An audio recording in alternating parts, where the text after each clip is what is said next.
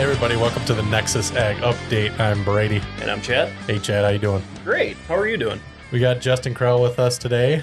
Justin, give us a little background of you and where you kind of come from on the LG side.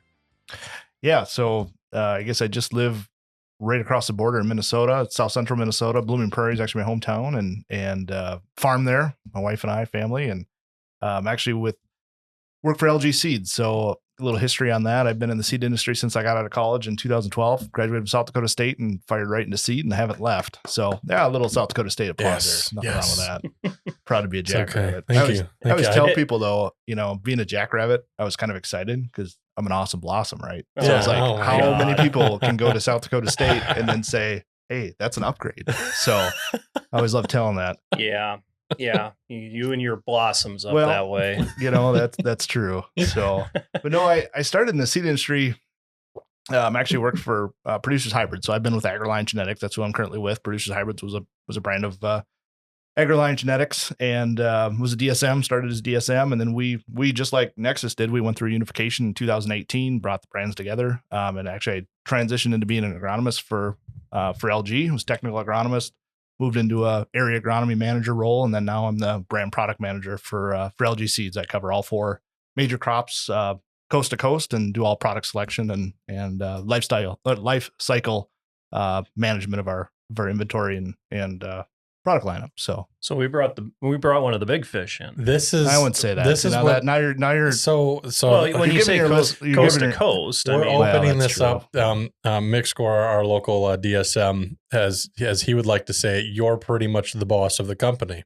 Well, see, now you're giving your listeners an unrealistic expectation. Oh, I'm definitely not. Okay. So let's not. Okay. Sorry. We're getting Vice president to AgriLion, basically. Yeah. What is his name in his phone again? He's number 3. Oh, fearless agronomist. Fearless agronomist. Yes, just like Mick to add that in. Yeah.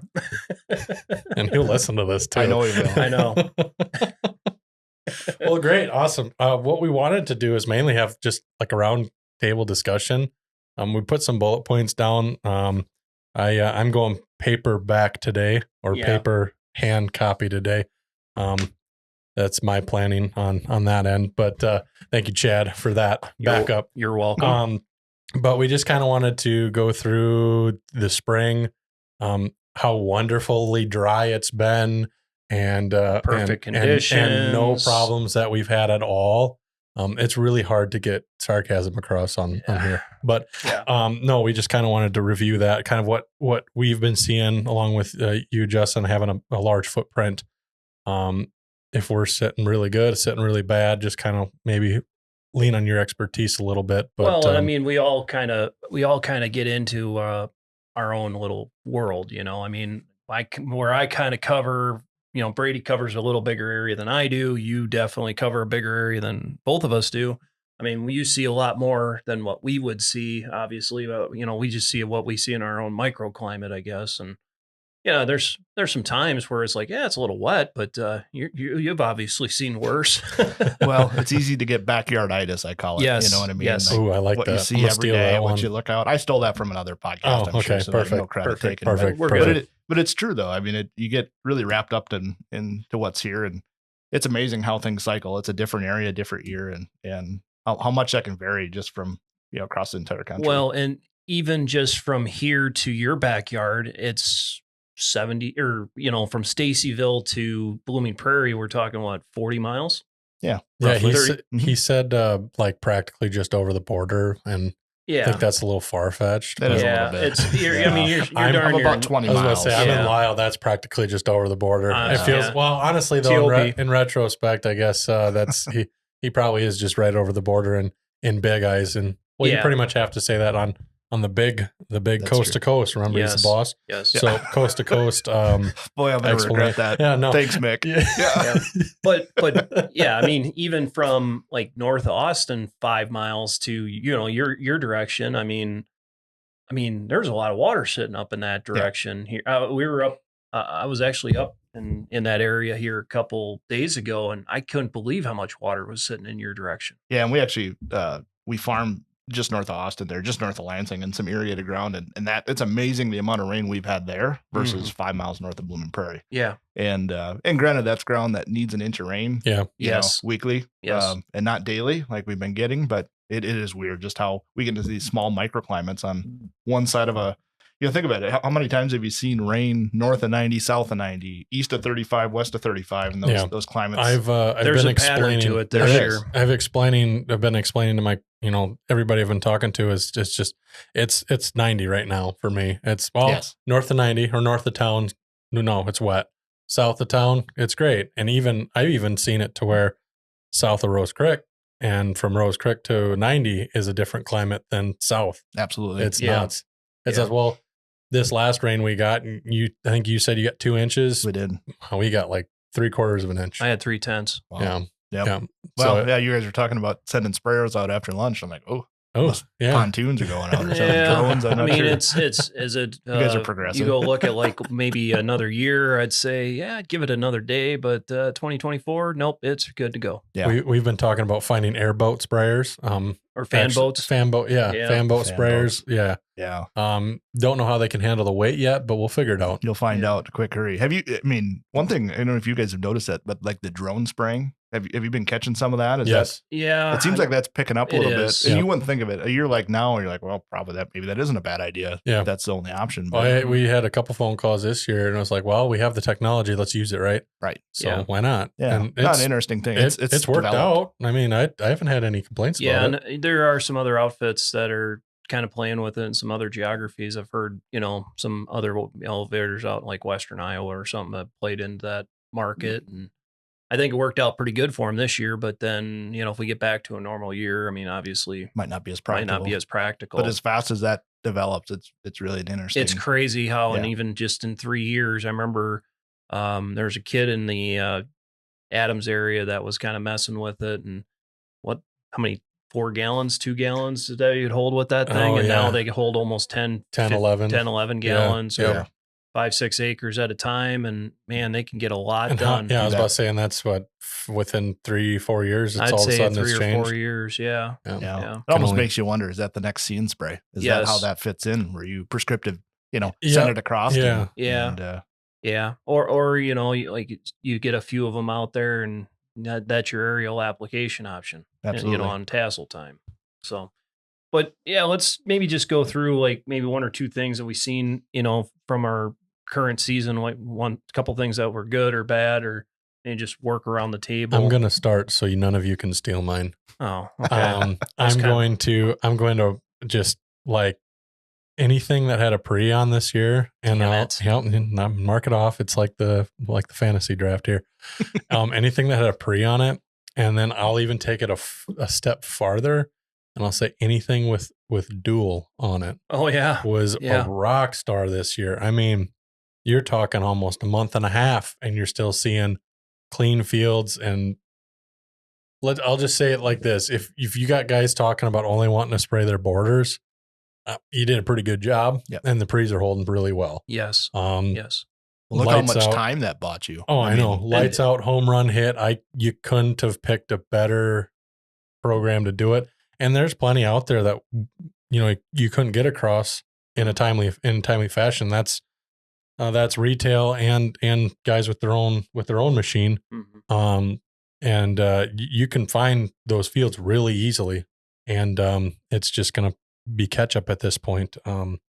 But that's one. And then you said 1 to 2 things, good and bad. Say the bad thing has just been the amount of time and like just timing in general. It's like there's no, last 4 or 5 years we've gotten used to this month and a half straight of going.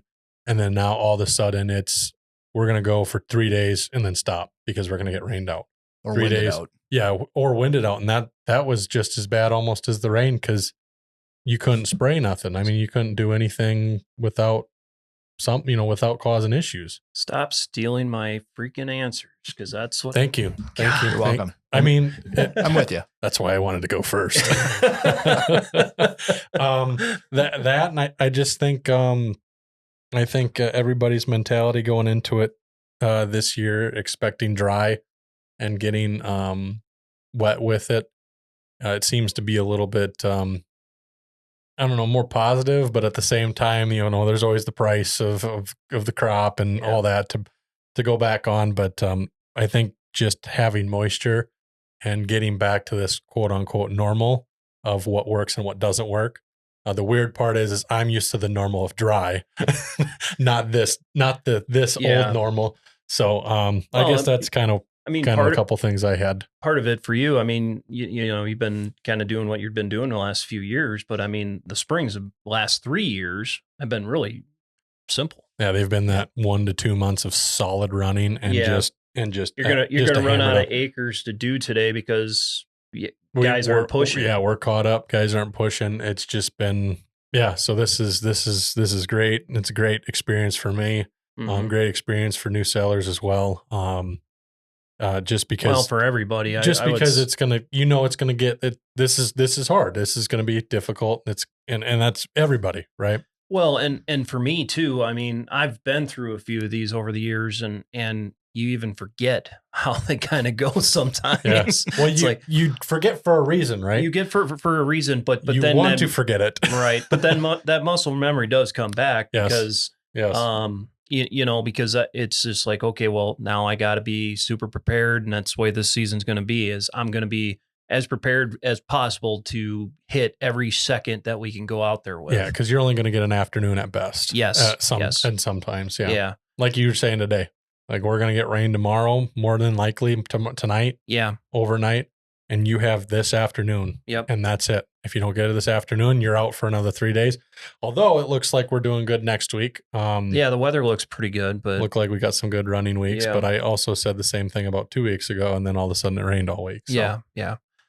So, go ahead, Chad. Yeah. Well, you stole all my thunder. You're welcome. On that one. You're welcome. I was going to go. We let Krell go last, so he's got the hard one. Yeah. So I was going to think. Yeah, exactly. Because I was going to go with the pre thing because you can double on it. I think you still should because here's the problem. We look at last year. I think some guys, especially in the drier climates, the last 3 years, would say, "Why am I spending money on a pre?" I think the soybean program, especially, my Enlist is working.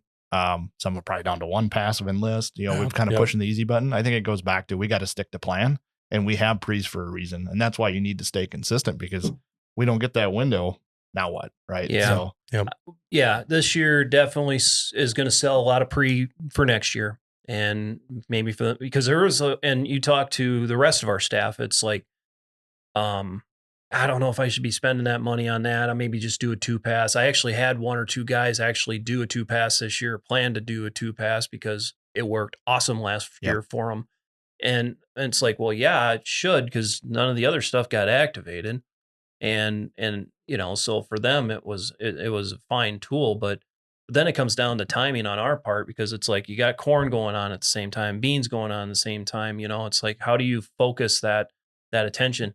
But one of the good things I will say on that is, for our sake out of Stacyville, since we are kind of doing a little bit more central dispatch, and we can actually focus some machines into other areas, where before we were still kind of running everything. Everybody ran their own stuff. And it's like, you kind of get to the end of the corn list and it's like, well, I got about a day's worth of stuff on corn. Or I got a half a day's worth of stuff on corn. And it's like, no, we actually got some bean acres that we could actually switch a machine and start working on some of them and at least keep things moving.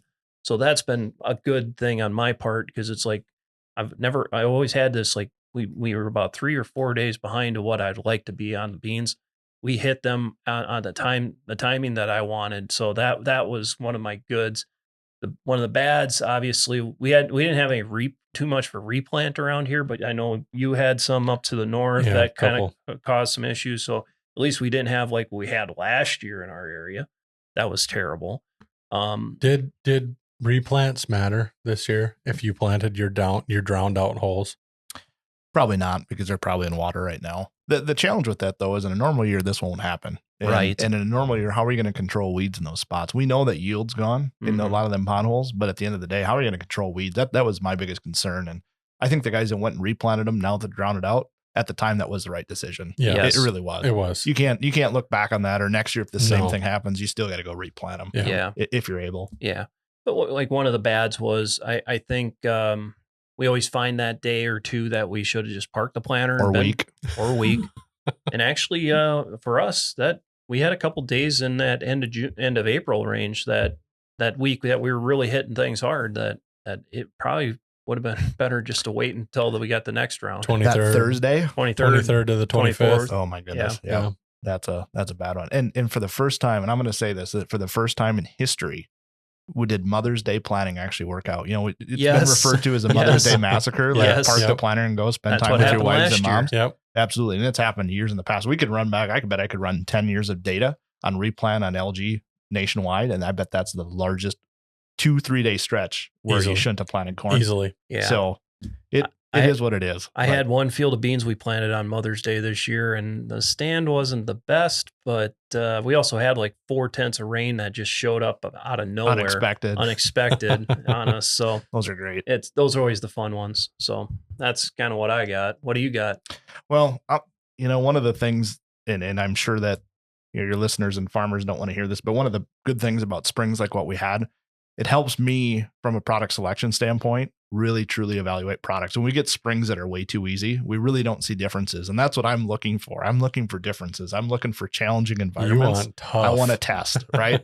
And so that was probably the best thing. I would, overall, I think we have a lot more truer emergence scores. We understand what can handle wetter feet. It actually is a real positive for us. And that's the thing in this role that I'm in, I'm looking for those opportunistic notes, the ultra dry, I'm looking for the extremes that growers really don't want, because that's how we test. That's how we break them. That's how we place them. So that's probably been the biggest thing for me. Probably the downside is depending on when you plant it, I think our stands across the board are probably off in spots. Those, whether they're not quite as tiled, in between tile lines, whatever it might be. I do think that our stands definitely probably are just a notch under what we ideally want to see, but I don't think that they're a train wreck by any means. Most of those got replanted. So, right. Some of those scenarios you're talking about, though, some of the guys that were planting, you got to remember what their conditions were, though, too. I mean, they were planting for dry, so they probably were a quarter inch too deep because it's like, I need to get to moisture. The planters were set from last year. They're still set from last year. And that really hurt some guys, too, because, I mean, the amount of calls that I got, like, that first part of May where stuff was just starting to kind of emerge, and it's like, I got nothing coming up. It's, I got like one here and 5 feet over, I got another one. And I remember going out with the shovel and scratching. There's one. It's all there. Most of it was there. I mean, there was some missing, but that's to be determined. But I mean, the amount of weirdness when it came to how that radical came out of the ground and stuff just sitting in, wet dirt and cold dirt. It was crazy how much we saw that. And just that variability in row. That was probably the biggest thing. And one of the things, and I think about this too, because I run the planter on our farm, is the biggest thing is the downforce. I think our settings, if you looked at our settings from last year, it was like max force, right? We're pushing. And I do think, and I made adjustments going, I think there are a lot of times I was probably putting too much downforce on. I think a lot of growers were, fortunately I was able to adjust that in a lot of cases. But I do think, as we get wetter, that definitely starts to play. And I think that's where we start to see some of that row to row variability where, you can get that 20 feet away, soil type changes, maybe it's a little bit heavier, and we should have probably backed off on that. So that's probably the biggest thing. These are really challenging springs to plant into, just because you have that variability. Yeah. Yeah. And a completely different set of decisions you got to make too. Because I mean, I really, I think the rain that really screwed us up on this planting stuff was actually a week later. Yes. We had that 35, 40 degree rain and we got like an inch of rain. That was probably the most detrimental one. And you'd think 3 rains after, it was planted, gosh, you wouldn't think you'd have to worry about inhibitional chilling, but I think there was a little bit of that. We did. And that was the challenge too. We had a lot of growers, I think it was like that 13th to 15th window, and we'd planted some beans. We didn't plant any corn, but the funny part is, ironically, some of those fields of corn that were actually planted then do look maybe better than what we planted that, following week in that kind of 23rd stretch. It's like, why? I had a lot of growers ask me why, and you really had to kind of think about that. If you think about that stuff planted the 14th, 15th, we didn't get 5 inches of rain on it right afterwards. Correct. We got an inch maybe, right? Yes. Yep. And then it warmed up that week. That 4 or 5 day window when most of the crop got planted was good. And so that it was able to get established versus this stuff, the 23rd that had rain and cold rain, it had to endure that colder, wetter, type environment. And just that, I think that's why we saw that kind of stand reduction, especially that stuff on that last day. You hit the head when you talked about that April 14th stuff. Because everything told us probably not to plant. Conditions were great there, but there were some warning signs of rain to come that didn't come through. Cold rain. Yes. Cold rain. And granted, that forecast definitely fell apart. But if that would have been true, I think we would have been in a lot different spot. Yeah. Those beans look great. I'm just going to tell you that stuff we planted. Crop insurance guy's not listening, hopefully. But anyways, the beans look great. But it's all them things. What if only we could look a week into the future. I was waiting for the plug on which beans they were, but it's fine. Actually, they were the 2001s E3s. LGS 2001 E3s. Okay, there we go. There you go. I was waiting for the plug. This is your time to plug, Justin. I'm here. I guess too humble, apparently. He's the plug for LG. Okay, that's right. He is the boss. There we go. Oh man, I'm gonna Mick's gonna owe me. He is. So, I mean, obviously we kind of know what's going on in our area, but what are you seeing in your travels in the upper Midwest or Minnesota and Iowa from what you've seen? Yeah. So, as we go around, I'll kind of back up. I actually took 2 trips to our headquarters. AgriLine's actually out of Westfield, Indiana, which is north of Indianapolis. So actually, I drive there. I don't like flying. So I end up driving there, but nice 9-hour crop tour there and back. Yeah. And, but anyways, I did that twice. So I did that kind of mid-May and then again towards the end of May. And it was amazing as you kind of went across the I-states, parts of like Northeast Iowa, obviously tough. We know what that's been like. Definitely got better as you get into that very eastern part of Iowa. Illinois was okay. Actually looked okay at that time. Indiana was wet. And actually there was a stretch from about Champaign to Indianapolis that was really wet. 2 weeks later, I go do the same trip. It's like what happened? Something changed, and I know again, we get that backyarditis, everything's wet, but honestly, most of Illinois looked pretty good. We were slow. It seemed like there was, northern, the extreme northern and extreme southern Illinois were slow to get going. Just based on, again, our research plots that we're getting planted as I watch progress, but they look really good. Now, Indiana's kind of caught up. Eastern Iowa, there's a field, boy, I drove by it every time. There's a field just east of Iowa City that I'd love to have. It looked great the whole time, right? It's just like the one field that sticks out. I know, trust me. But no, just as we, as we look at it, you get up into the Dakotas, it seems like they've got their struggles as well. I mean, they're wet. Southwest Minnesota's got that pockets of wet. A couple of them picked up almost 6 inches in that Mountain Lake area again, today. But again, overall, as we look at grain, we step back, we look at the crop, overall, I think things are good. Illinois, unfortunately, looks very good for those that are marketing grain. Oh, they always Yep. And so I think there's definitely some spots. So I'm very curious though, just in general, to see what actually happens in this northern Iowa. Cause I mean, Northeast and Northwest Iowa have been wet, chunks of Minnesota, South Dakota into Wisconsin. It's a big area. So it'll be interesting to see what develops here through the summer. I've been trying to reinforce with my growers, in my backyard. It's like, there's some spots that aren't great looking, but it's like, you don't have to go that far, 30-minute round trip or circle around this area and you can find some tough areas. I mean, in your backyard, you get up towards Mankato, it seems like there's just a line that's been getting hit from like Spencer to Mankato. Yep. Like all summer. I would agree. And I, even before this last little rain system, there were a lot of guys planting for the first time. I mean, it was driving through that area, you still see tenders running around and stuff's getting planted for the first time. So yeah, like you say, you don't have to go far to get that. Actually, I'm looking forward again. I go on a lot of our, again, part of product selection. So I do a lot of time, spend a lot of time with our breeders and our pre-commercial research plots, and actually heading to Texas here in a month.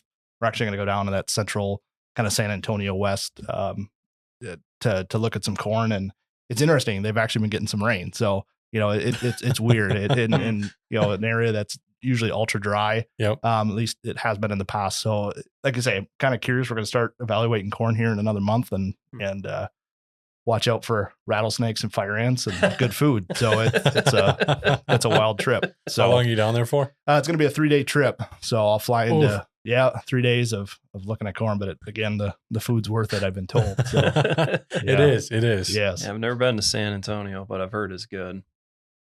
So, yeah. And I mean, obviously we all know this year to last year is a complete 180.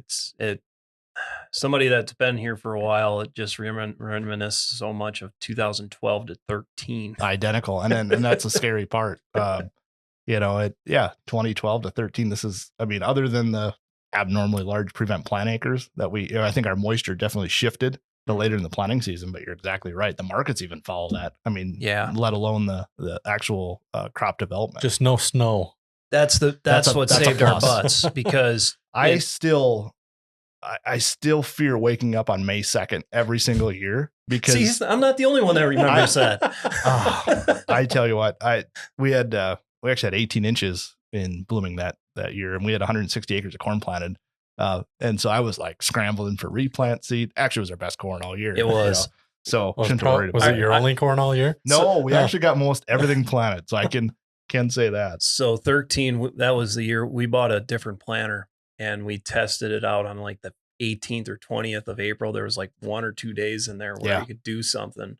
And, we wanted to make sure all the bugs were out of it. And then I was actually haggling over trying to get some seed. We were short on a specific DeKalb number, and they had it down in like, I think somebody in Northeast Iowa had it.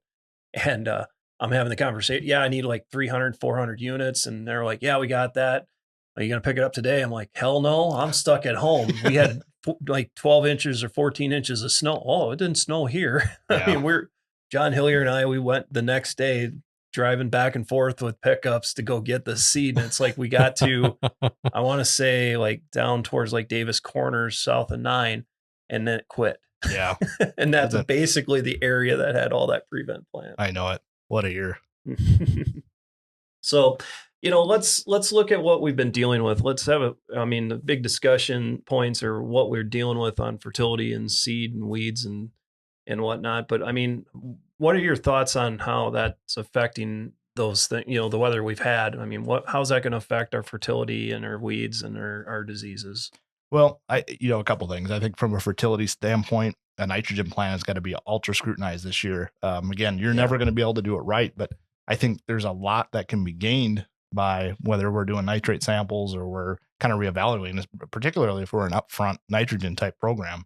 I think that go back to a year ago, a lot of the Y drop probably didn't pay like we anticipated it to pay last year, right? We didn't have any moisture. Correct. And we didn't, and again, we didn't have nitrogen moving, it stayed right where we needed it. This year, though, I think that's where those types of programs are really going to start to pay, and looking at, okay, I know I probably have 80% of my nitrogen down, but what's available, what's there, I think is a big thing as we, try and look for success in 24. I think that's a big one. I know we've talked, some of the nitrate samples we've been pulling, and it's a little ugly out there. It's all over the board. It's all over the board. I mean, there's some stuff that looks pretty good, but then, but the biggest things that we're seeing are fall manure, especially fall manure. I mean, that's probably the worst when it comes to how much nitrogen loss we've seen already. And then fall anhydrous is right up there too. But I'm still a proponent of, you need to be out there, putting it out there at least twice, if not 3 times.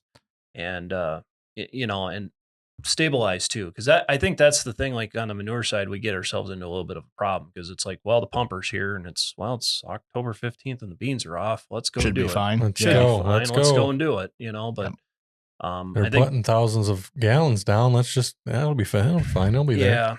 Yeah. But I think that's one area that we need to have a really candid conversation on. I think the spring anhydrous this year, I think was good, but as early as we went, we sold a lot of stabilizer this year because of that, because the guys were going in March. And hopefully going forward, guys are doing that anyways. Yeah, right. I agree. That stabilizer is a huge one, I think, at this point for our nitrogen investment. It's once you use it, it's like, why wasn't I? Yeah, you don't ever think about it after you do it once, it seems like. And I agree. sometimes you get, it's kind of like auto steer, you know, where all of a sudden you can't do without it if it didn't have it in the tank. It's like, yeah, exactly. I don't know what to do with my hands. What do I do with my hands? Do it.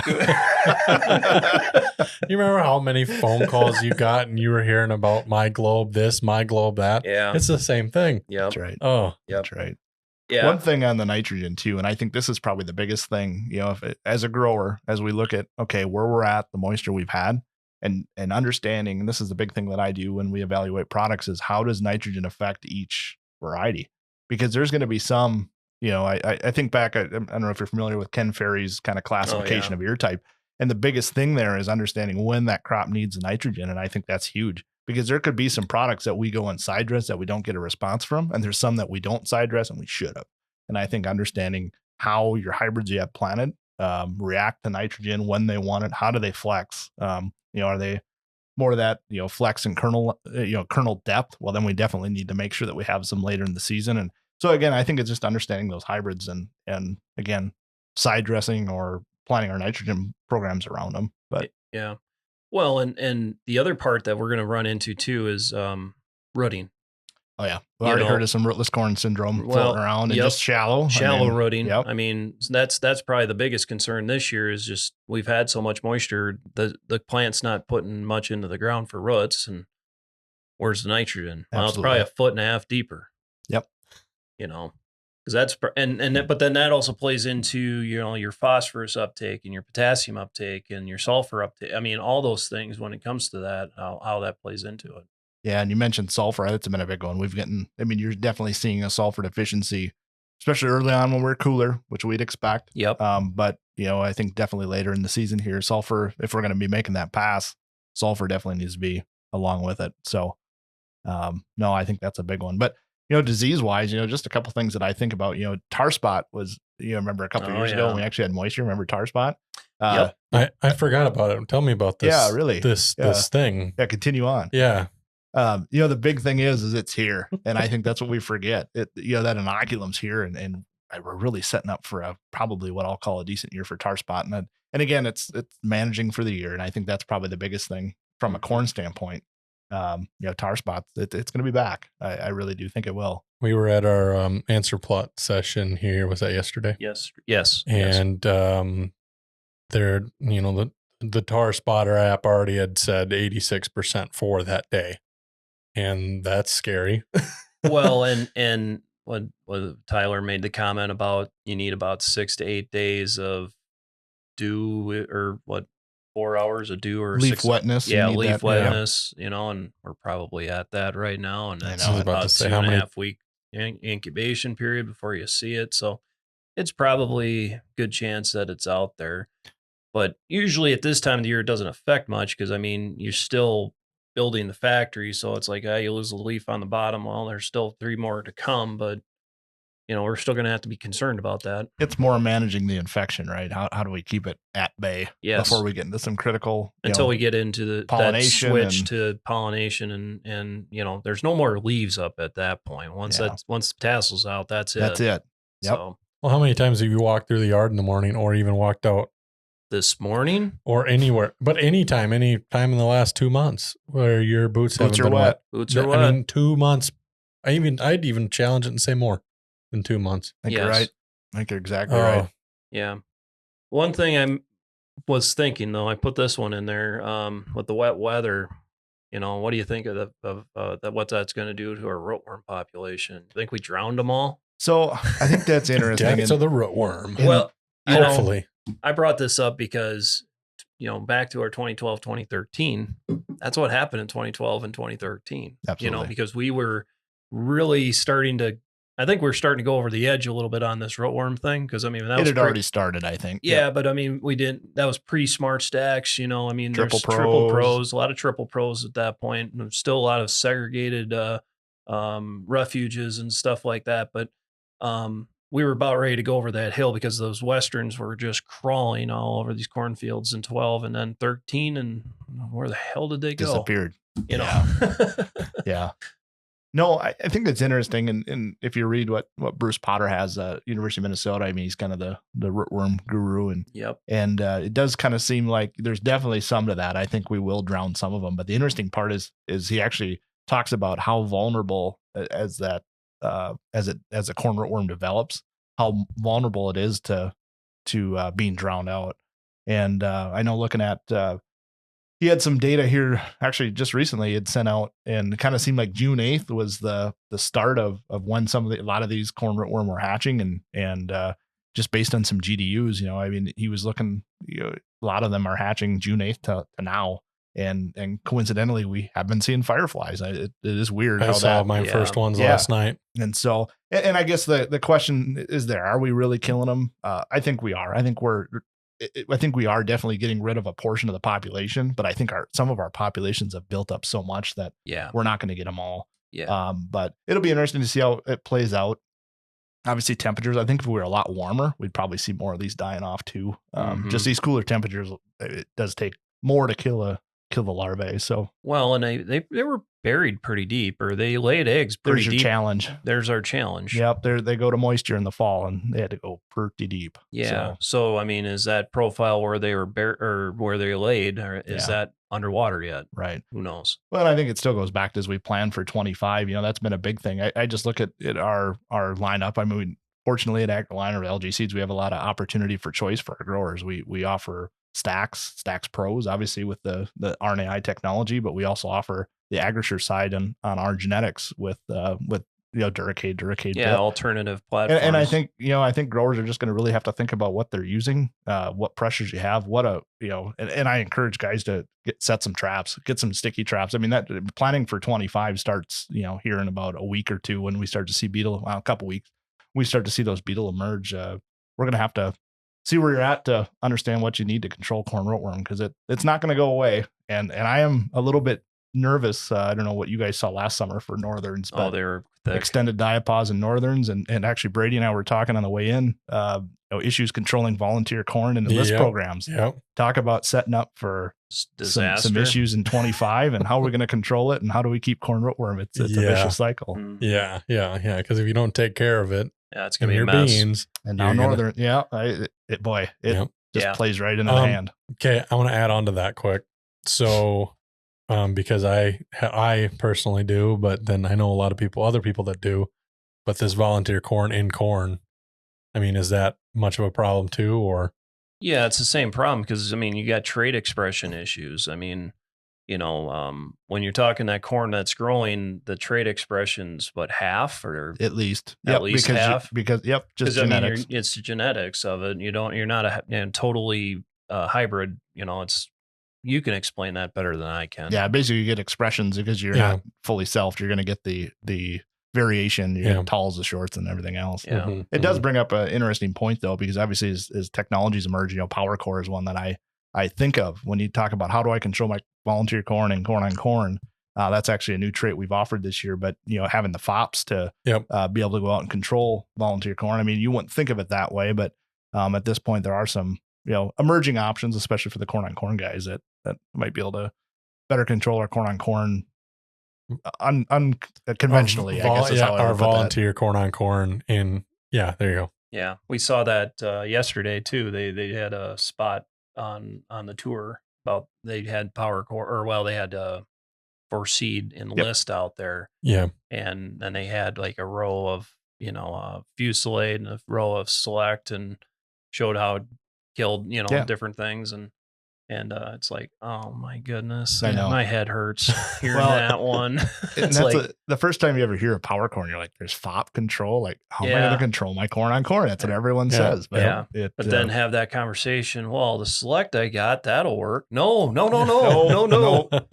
a difference. Well, no, it's the same, isn't it? No, it's not. There's a dim. Oh boy, that takes me back to the FOP, DOPS, and DIMs. That's like dims. Boy, Cheryl Reese taught us that at South Dakota State. Never forget that combination right there. It's okay, Chad. You didn't have to endure that, but we did. So yeah. It was a good learning moment. It was. It was. Cheryl what? Clay, she taught us everything we need to know. But the big thing is you remember that today. That's right. FOPs, DOPS, and DIMs. Those three always will stick together. They do. Yep. So let's maybe pivot to another crop that we never talk about, soybeans. You never talk about. Well, a cover crop, sometimes I refer it to as, but the redhead stepchild of agriculture. That's All right. Fine, I get it. Sorry, I understand. All right. Sorry, I didn't mean to say that. It's okay. Brady. I'm not offended at all. Okay. No, just go right ahead and keep crapping on my beans. That's fine. All right. So, with the weather we've had, we're probably setting ourselves up for some nice diseases. Most notably, I think sudden death is probably the big one we're going to be dealing with, and white mold. I agree. I think from a sudden death standpoint, it's going to go back to what are the values of our seed treatments, and talking about Saltro and talking about some of these products that are good on SDS. And don't forget, another pest, not so much on disease side, but as we talk about soybean cyst nematode with some of these rates of Saltro and Levo or whatever, pick your flavor. I think soybean cyst nematode is a bigger issue than what we think about, because we can't see it. Right. That's the difference. If I go out, I've got white mold. I can see I've got white mold. It's tough to see if I've got soybean cyst nematode. Unless you're digging. That's true. Unless we're taking samples or we're digging. And I think it definitely goes undiagnosed. But no, I think this is the year of seed treatments. The value of seed treatments will show through, which they seem to every year. But this will be, I think, a big year, because I think sudden death is going to come on hot and early. Yes. We talk about compaction. Some of these fields we were in, that's going to, you're going to see the sudden death really. Really come to the forefront early, is my expectation.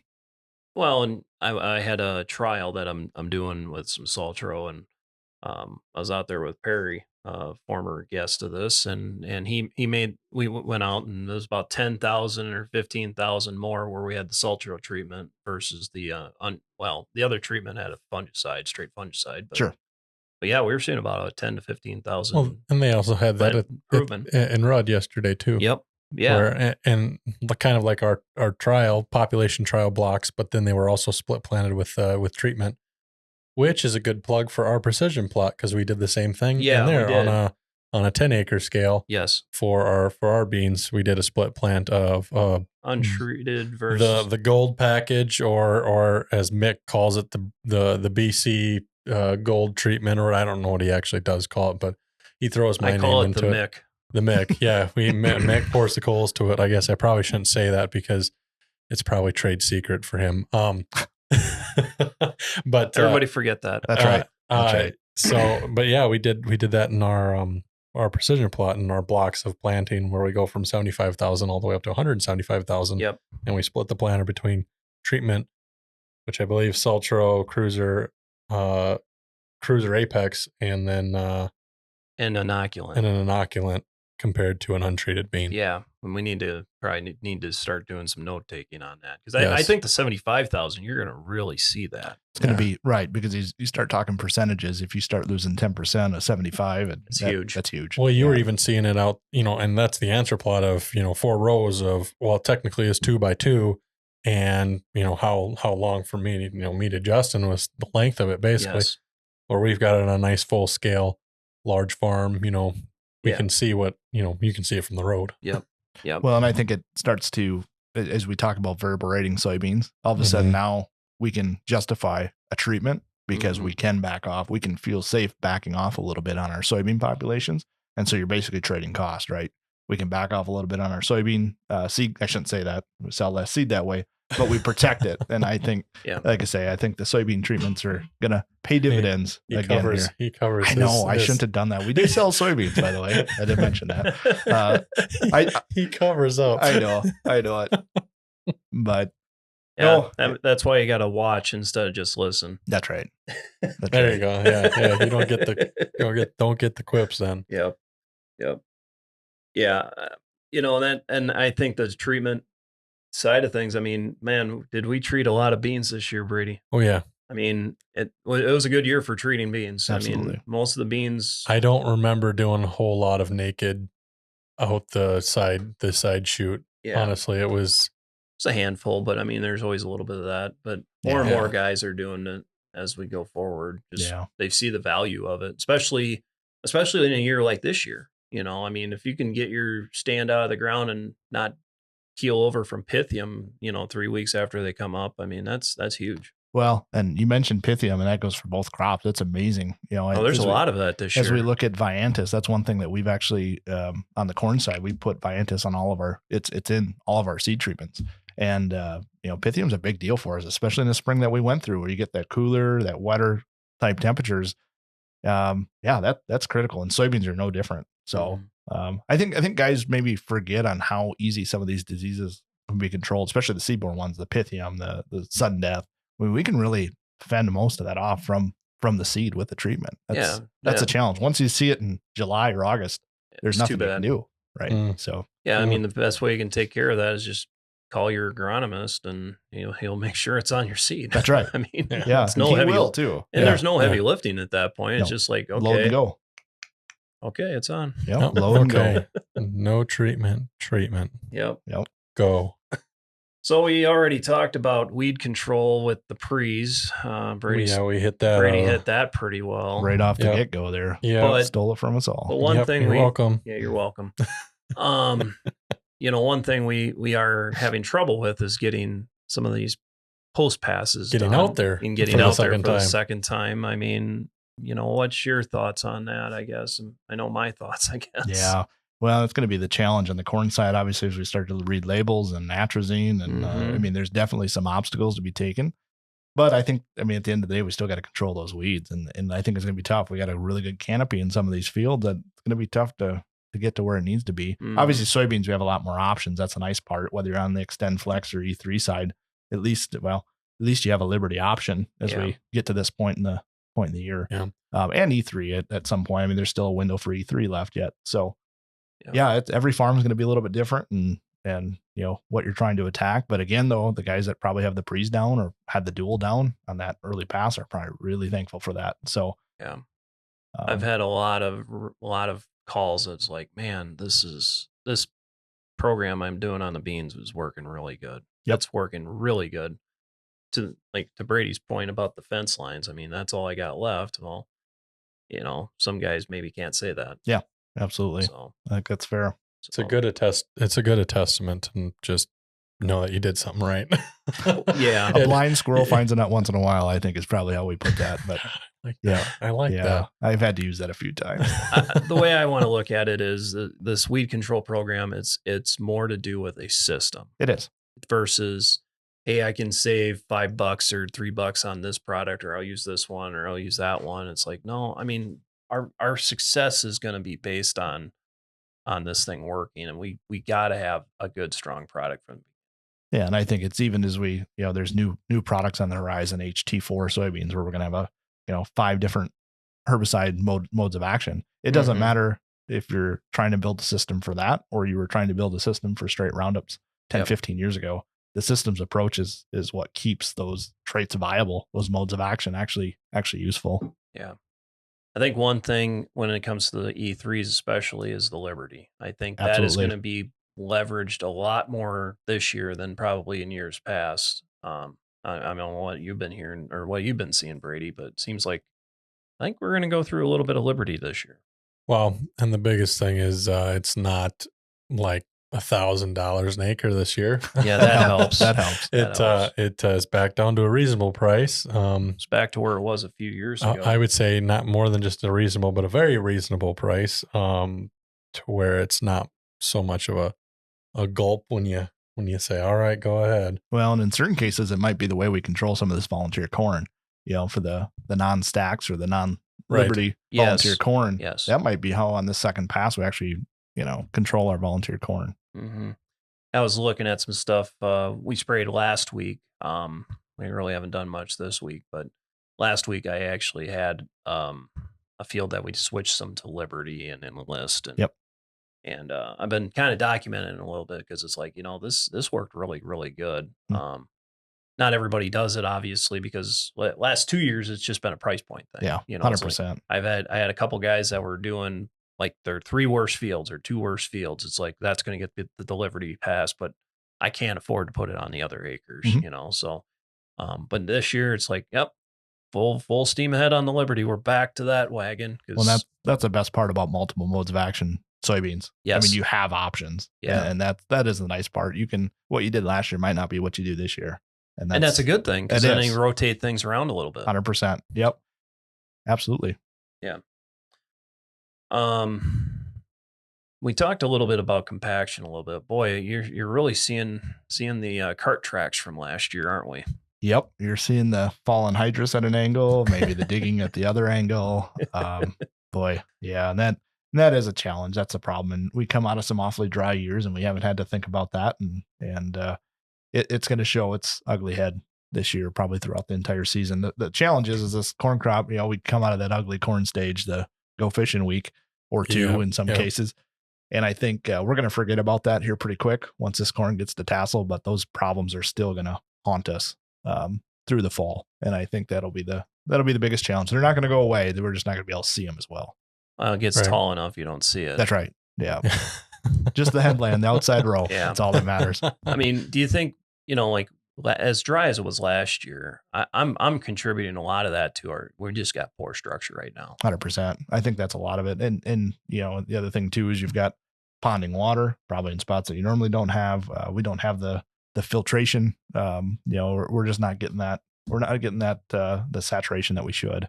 And so I think that'll be a challenge. That's going to probably drag into 25 very easily, especially on the farms that aren't, maybe don't have as much tile as we would like them to. Maybe it's a rented farm or whatever it might be. A broken line. Not naming anyone in particular, but yeah. Well, or you have maybe some ground that wasn't worked as aggressively. I mean, you're more of your no-till, strip-till acres seem like they're holding in there a little bit better. I mean, maybe we see an advantage going forward with some of that stuff versus what we were before.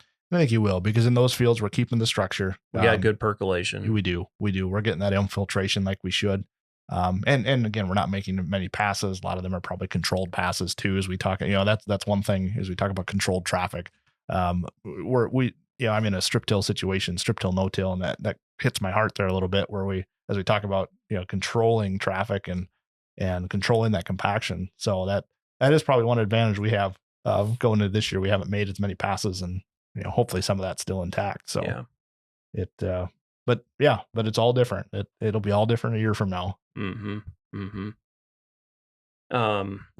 Obviously you've talked of 25 quite a few times on this podcast. I mean, we're unfortunately, I think we sometimes get pigeonholed into the here and now on stuff. I mean, yeah. I mean, what are some things that, that we haven't mentioned that could be affecting both for now and for next year, that kind of keep you up at night? Yeah, I think we've hit some of it. Obviously, making sure growers are monitoring that corn rootworm situation. Everyone's going to be different, but that planning for 25 starts here in a couple of weeks. That's probably my biggest thing that keeps me up at night. Corn rootworm, and then just again, what type of needs are there? Are we going to do a big shift to Stacks Pro? Or are we going to do a big shift to Stacks? That's a big one. But I think going forward though too, as we just think about our entire system. I think as hybrids get more progressive, as hybrids, become much more different, as we see, variations in very high yield or low productivity acre, how do we manage these hybrids differently? One thing I was actually thinking about this on the drive down, you think about 30 years ago, we all kind of had 35, and I don't mean all, but most, we all had very similar tillage systems. We all had very similar herbicide systems. We all put our nitrogen on about the same way. And now think you could put nitrogen on 15 different ways and still come up with more combinations. Yes. And I think it goes to the fact of is understanding and learning why hybrids react the way they do. Why can he plant the same variety I do and it's best on my farm, but it's not on his, and we farm 2 miles away? What is different there? And I think it goes back to that. That's the biggest thing for me. Understand what your hybrids are doing, no matter what you're planting. Understanding how we can manage to those products. That's probably the biggest thing. Nitrogen management, whether that's our tillage system, our herbicide program, whatever it might be. How do we better manage to these hybrids to get them to perform? I think of it.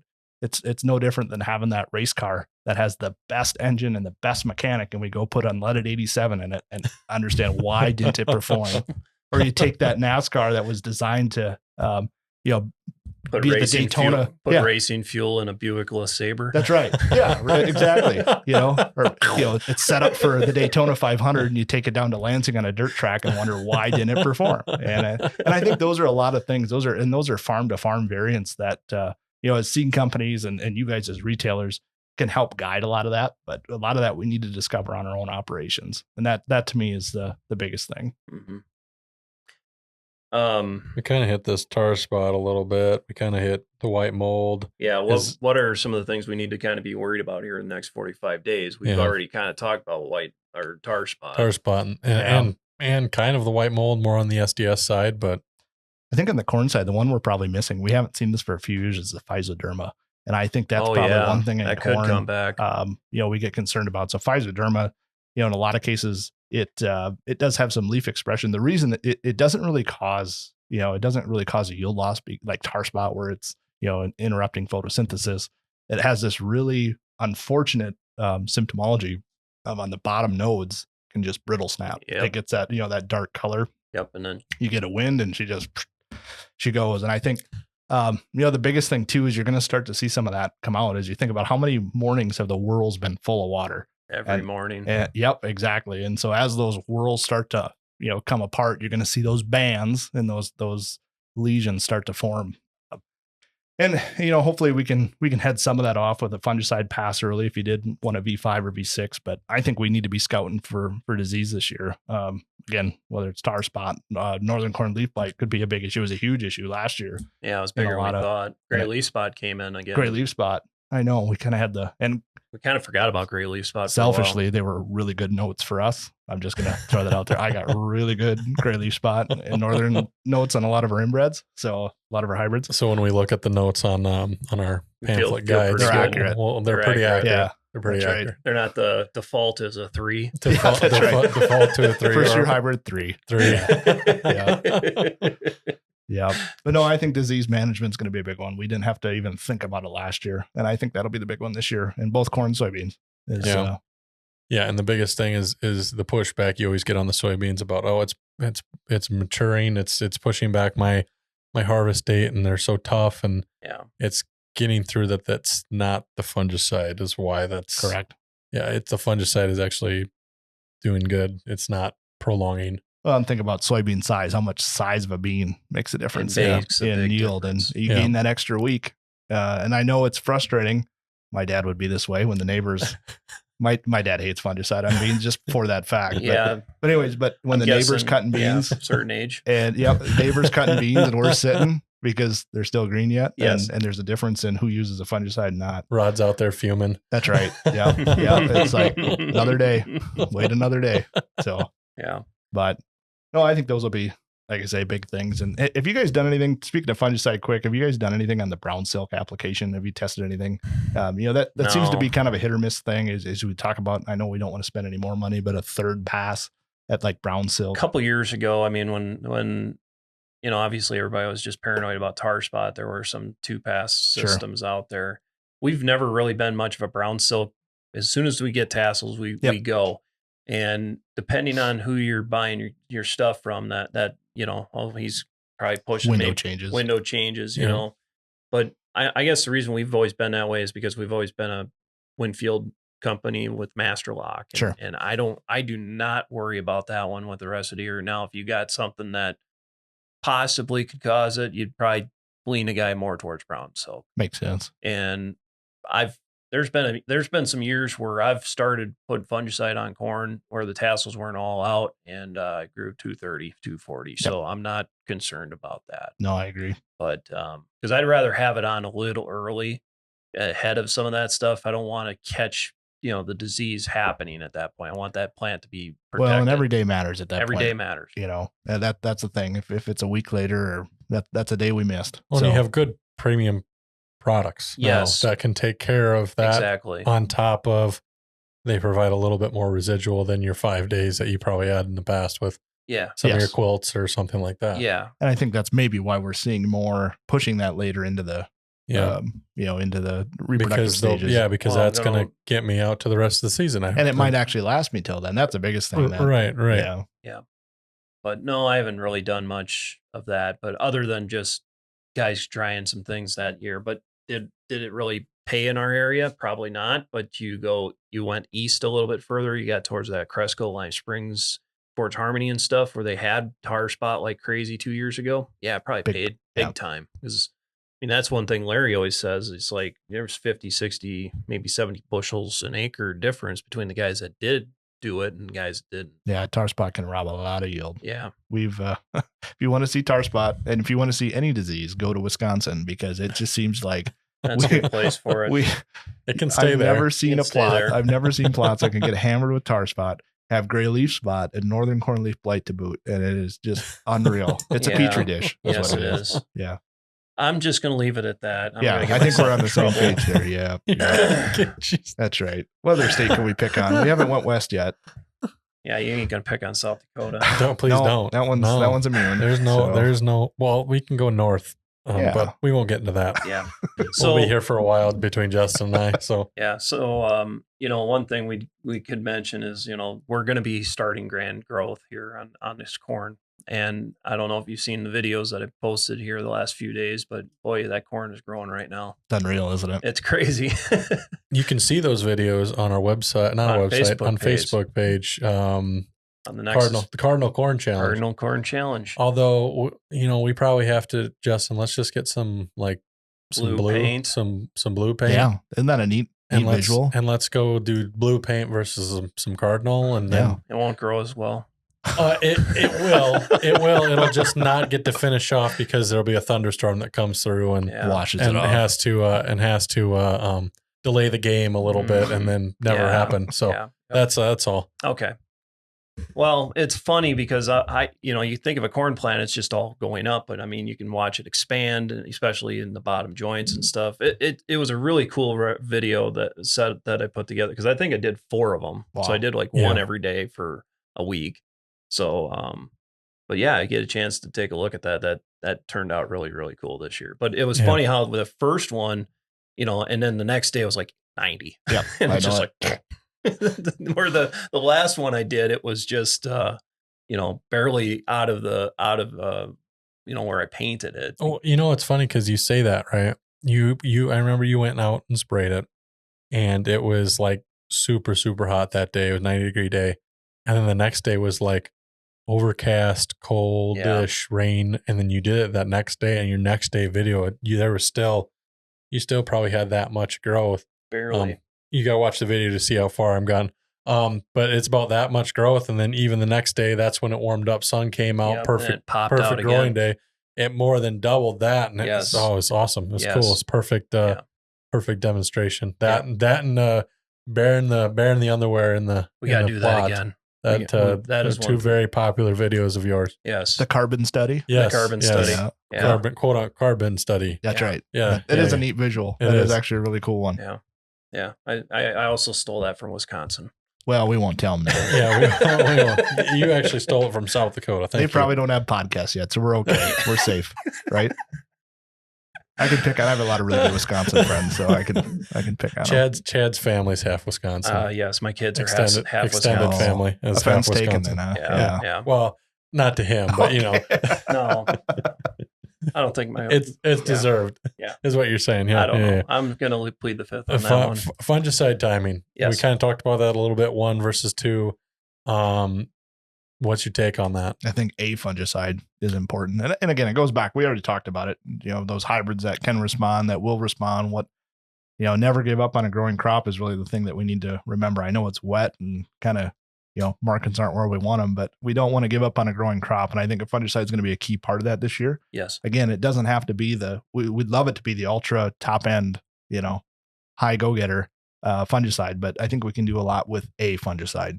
And it's up to, growers just going to have to decide. This is a response here. It is. Yeah. It is a response here. And I think, make sure you leave some strips because that'll, I hope guys are testing it out or leaving some evidence that it worked, or I guess come back at you and say, well, I was about to say the worst part of the strips is you sit there and go, why didn't I do the whole thing? That's the problem. Yes. Yep. But even make it a small strip. But even last year, I had a couple guys that, had some power lines or something like that. And even with the weather we had, your strip. But even the way it was last year, it's like they still saw a benefit. Yeah. Well, and it was, I think last year, a lot of our benefit was from just the heat stress. Yes. I think we forget about how much ethylene can be, kept out of the plant. With a fungicide application. And that really was probably our benefit last year. We didn't see the disease suppression, but we just, that ability for that corn plant to. It was the plant health side. Absolutely. Plant health and being healthier, no different than all of us. If we're sick and don't feel great, we probably don't perform that well either. So yeah. So I think fungicide though this year from a disease standpoint will be a key, really a key winner to successful 24. What else should we be putting in that tank? Well, a lot of options out there. And I think, this is a pretty common time where we're doing a lot of soil sampling or tissue sampling, and we're trying to attack the borons in the world and some of those things. You know, we already talked about corn rootworm, but I do think we need to keep in mind what are our beetle counts. Do we have beetle counts, especially in that pollination window? I don't like to revenge kill beetles afterwards, and I know it's a lot of growers want to do that. But I think, you know, again, it goes back. Let's set some traps. Let's see what we've got for beetles, and if we need to time our insecticide with the fungicide, that might be, you know, assuming they're there. I think scouting will be huge. Yeah, there's a lot of good. There's a lot of fun or insecticide that goes on just for the revenge kill, the pure joy of got them. I got them. I got them good. You sure? And we need to promote best management practices here. Yeah. So that's You still got to make sure you're hitting your IPM and stuff like that. Absolutely, 100%. Yeah, because like foliar nutrition, it's a great way to throw a little bit of boron in that plant right when it needs it. Or even the coron side. I think there's some opportunities too. If you're making the pass and need a little shot of N, we can also do that. So yep. Any final thoughts that we haven't hit?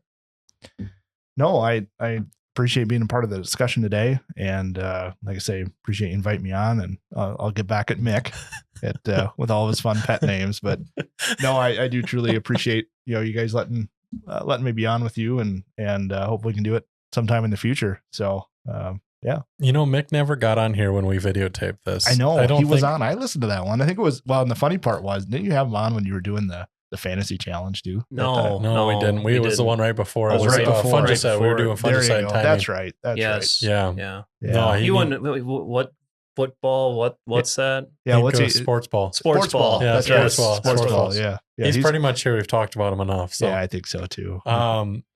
Appreciate your time. Thank you. I guess thank you, Chad, as well, for sitting next to me again on a podcast. Appreciate it. No problem. Follow us on our social media pages, various ones of Facebook, Instagram, X, and YouTube. Nexus Cooperative or Nexus Co-op on every one of them.